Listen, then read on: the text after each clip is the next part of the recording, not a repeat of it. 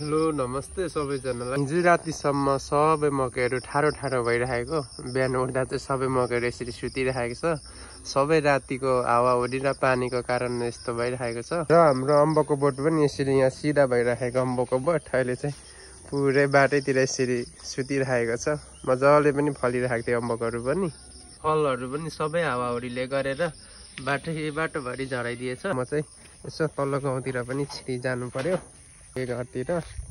ल म चाहिँ मातृका दाईको घरतिर आइपुगेँ। हाम्रो मातृका दाई चाहिँ एकदमसँगले कल पेलिराख्नु भएको रहेछ। गुड मर्निङ है मातृका दाई। Good morning good morning. अनि सन्चै हुनुहुन्छ? सन्चै। अनि रातिको हावाहुरी र पानीले के कस्तो गर्यो तपाईँकोतिर?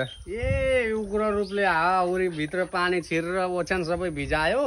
ओछ्यानहरू सबै भिजायो। अब के गर्नु, छानाको टिन त हो, यो टिनको छानो त यस्तै हो, पका गर्नु सकिएन। घर चाहिँ यस्तो थियो, सबै यस्तो घरमा पनि अब पानी छिरेर राति सुत्नु त दियो क्या नि? सुत्नु त सुत्यो, चिसो भएपछि त सुत्यो नि त, गर्मीको मौसम होइन। यो सबै चाहिँ उखुबारीहरू लडाइदिन्छ। उखुबारीले पनि सबै लडाइदिएछ है? सुतायो। ल ठिकै छ। अनि मातृका दाईसँग पनि मिठो गफ भयो। म चाहिँ अप्सनको मम्मीकोतिर गएँ। तपाईँको चाहिँ के कस्तो गर्यो रातिको हावाहुरीले? ठिकै छ हौ, त्यति क्षति पुर्याएन। तपाईँको चाहिँ त्यति क्षति पुर्याएन राति? ल तपाईँ चाहिँ अनि के गर्नुभएको? तिउनके लाउनु भएको? हजुर, तिउनके लगाएको, मुन्टा फर्सीको मुन्टाको सिजन छ। आलु मुन्टा पकाउँछ, भात खान्छ। मजाले बनाएर भात खाने हो, बस्ने हो होइन? ल तपाईँको चाहिँ रातिको हावाहुरीले मकैहरू सबै बोट बिरुवाहरू सबै जस्तोको तस्तै ठाडोको ठाडै रहेछ। म चाहिँ हाम्रो छिमेकीहरूकोतिर के कस्तो रहेछ भनेर यसो बुझेर सबैजनासँग पनि मिठो गफाफ भयो, घरतिर लाग्दिए। जाँदा यहाँ किप्सना पुग्नु पनि बाटोमा मस्किँदै बसिरहेको रहेछ। अनि तिमीलाई चाहिँ केही भएन नि रातिको हावाहुरीले? देखेन पानी परेको पनि? ल म चाहिँ हाम्रो यता पुर्ने दाईको घरतिर पनि यसो छिरी हेरेँ है आज। आउँदै दुईजना बहिनीहरू यता मजाले हाँस्दै बसिरहेको छ। बहिनी तिमीहरूलाई चाहिँ केही भएन हावाहुरीहरूले? ल दाईको त झन् सबै मेवाको बोटहरू फल्दै गरेको पनि यसरी। यहाँको मेवाको बोट हावाले यता ल्याइपुर्याइदिएछ।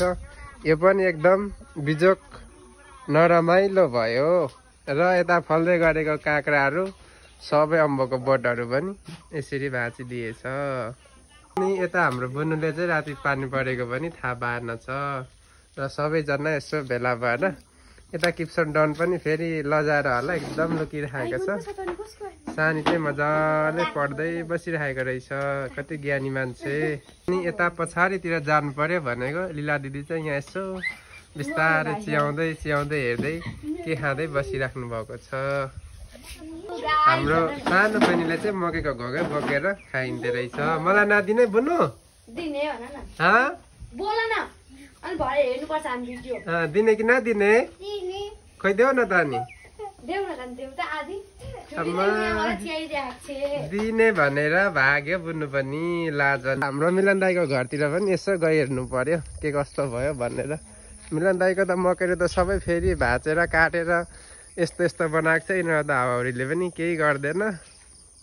र हाम्रो दाई चाहिँ मजाले गाडीतिर यसरी बसिराख्नु भएको रहेछ। मिलन दाई तपाईँको चाहिँ राति हावाहुरीले केही गरेन?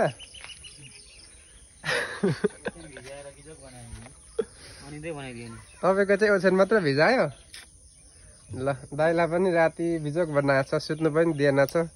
ओछ्यान भिजाइदिएर अहिले अलिक निन्द्रा नपुगेर होला हाम्रो दाई गाडीमै यसो ढल्किराख्नु भएको छ।